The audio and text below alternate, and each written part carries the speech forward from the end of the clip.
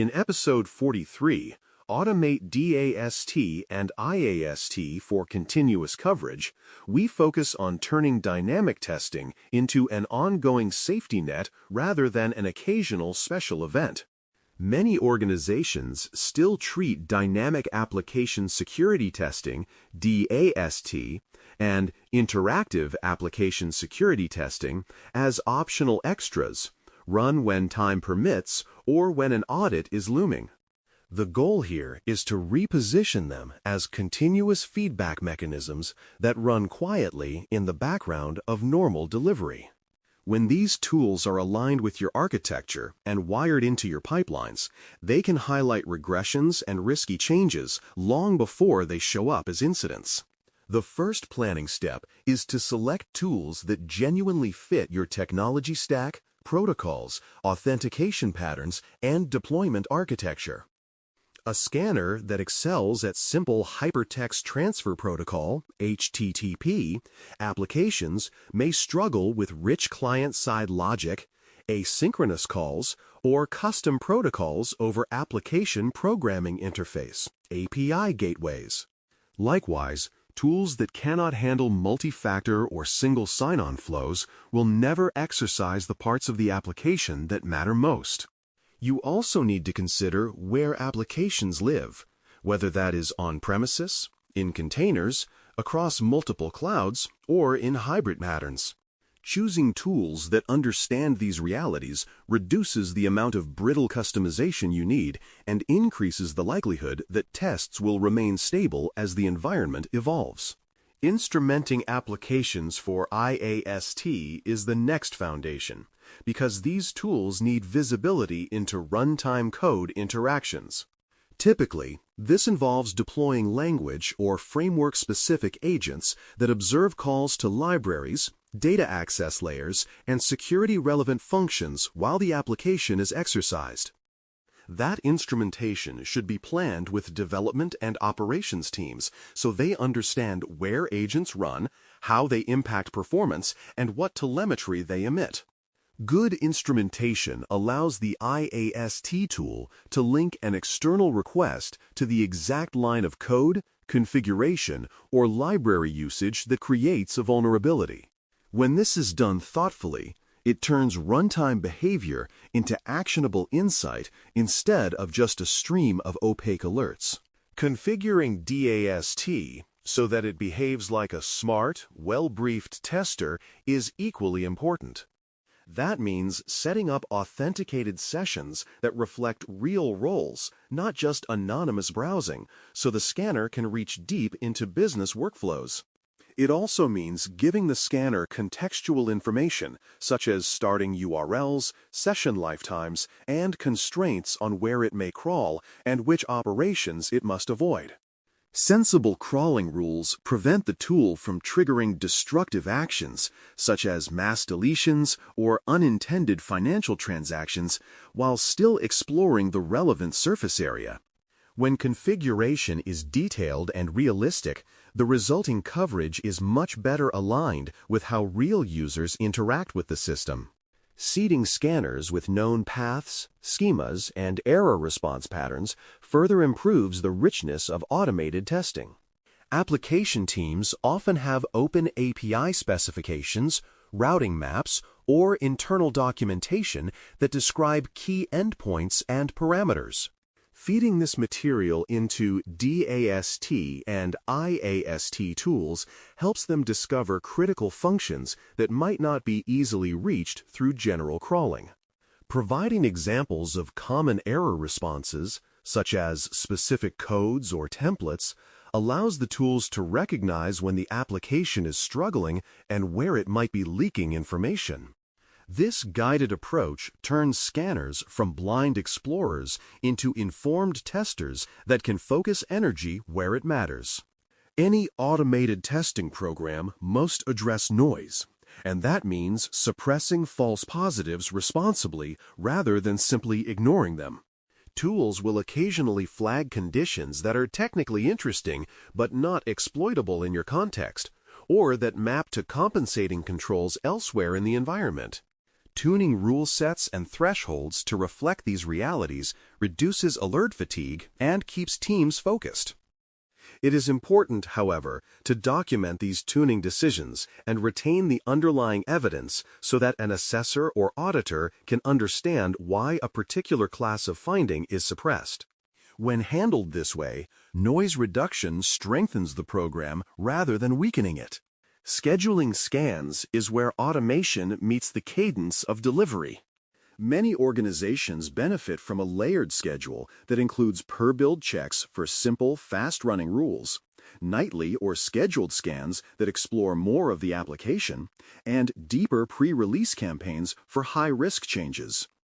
For each type of scan, clear pass criteria should be defined, such as maximum allowed severity of open issues, acceptable age of known vulnerabilities, or coverage thresholds on critical endpoints.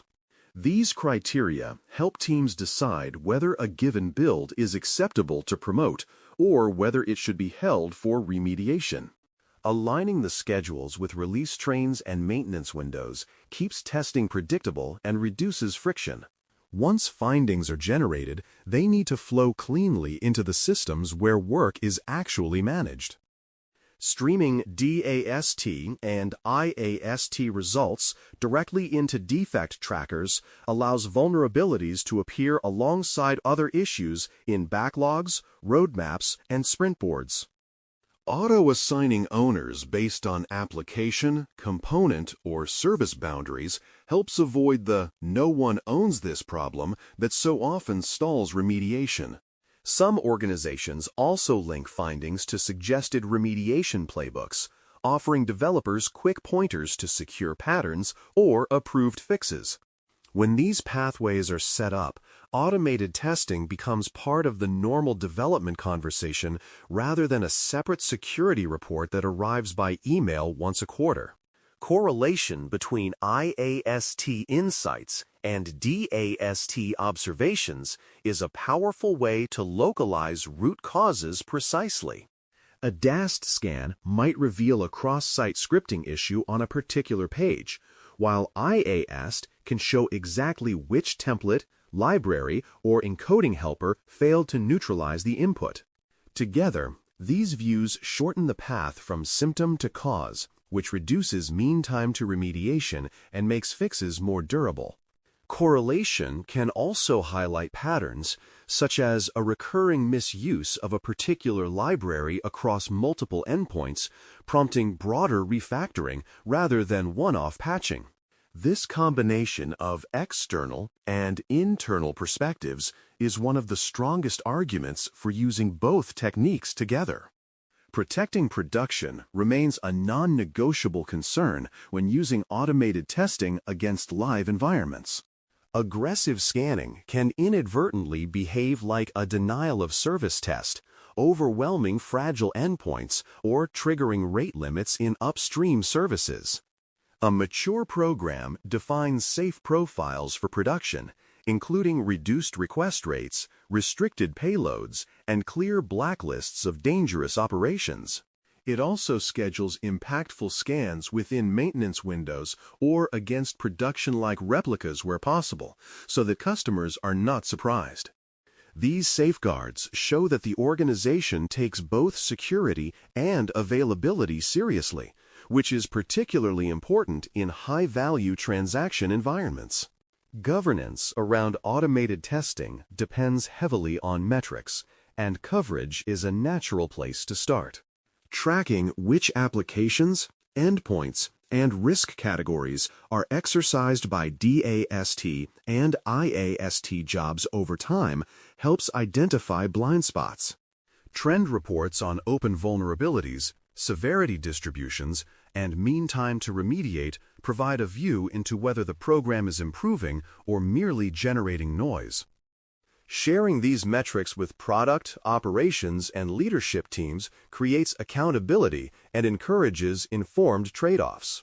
When done well, this reporting demonstrates that automation is not just a technical hobby, but a governed part of the organization's risk management strategy. Re-verifying fixes automatically is where continuous testing closes the loop.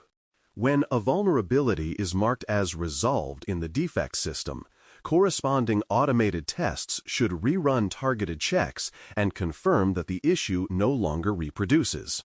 If a previously fixed category of vulnerability reappears, especially at high severity, pipelines can be configured to block releases until the regression is understood. This kind of gating must be designed with care and communicated clearly so that teams are not surprised, but when it is in place, it prevents known weaknesses from returning silently. Over time, such feedback teaches teams which patterns are fragile and encourages more secure designs. Stepping back for a mini-review, a coherent automated DAST and IAST program rests on several pillars.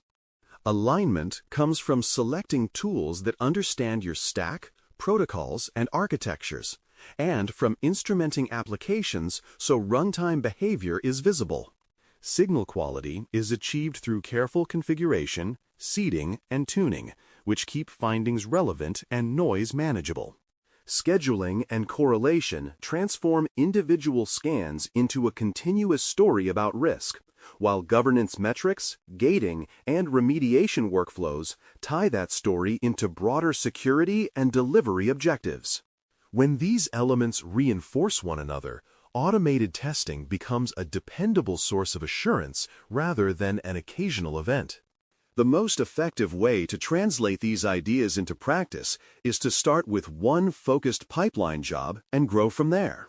Enabling a single automated DAST or IAST step on a critical application with clearly defined thresholds and owners creates a concrete example that others can emulate. After the first run, you can analyze the signal quality, tune thresholds, and adjust schedules so that developers see the value rather than just extra noise. Thanks for listening. For more audio courses, daily newsletters, and more, please visit baremetalcyber.com.